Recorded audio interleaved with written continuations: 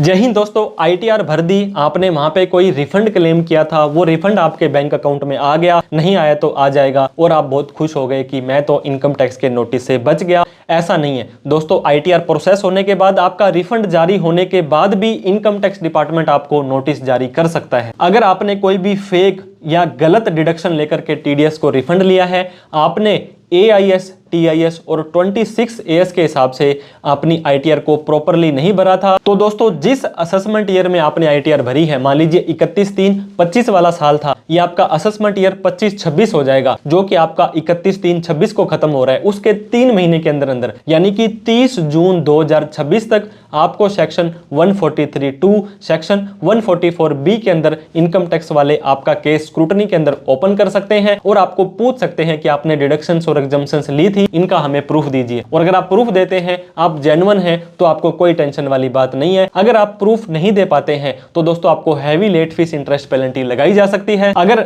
आपका assessment year खत्म होने के 3 महीने तक आपको सेक्शन 143(2) के अंदर भी नोटिस नहीं आया, फिर भी आपको खुश होने की जरूरत नहीं है। सेक्शन 148 इनकम स्केपिंग असेसमेंट, दोस्तों अगर आपकी ट्रांजैक्शंस 50 लाख रुपए तक है, तो असेसमेंट ईयर खत्म होने के 3 साल तक आपकी ट्रांजैक्शंस 50 लाख से ज्यादा है, असेसमेंट ईयर खत्म होने के 5 साल तक आपको नोटिस भेज के पूछा जा सकता है कि हमें सारे के सारे प्रूफ दीजिए और सेक्शन 148 के अंदर आप फिर से आईटीआर भरिए। इसके अलावा दोस्तों अगर ये नोटिस भी नहीं आता है, तो सेक्शन 133(6) के अंदर आपको सेक्शन 131 के अंदर समन देकर के कोई भी सूचना मांगी जा सकती है। तो आप ऐसा मत समझें कि इनकम टैक्स डिपार्टमेंट को आप बेवकूफ बना सकते हैं, क्योंकि आपको सारे के सारे ट्रांजैक्शंस का रिकॉर्ड रखना है, लीगल रहना है, लॉयल रहना है। फेक डिडक्शन और एग्जम्पशंस तो बिल्कुल नहीं लेनी है। Thank you so much for watching this video. जय हिंद, जय भारत।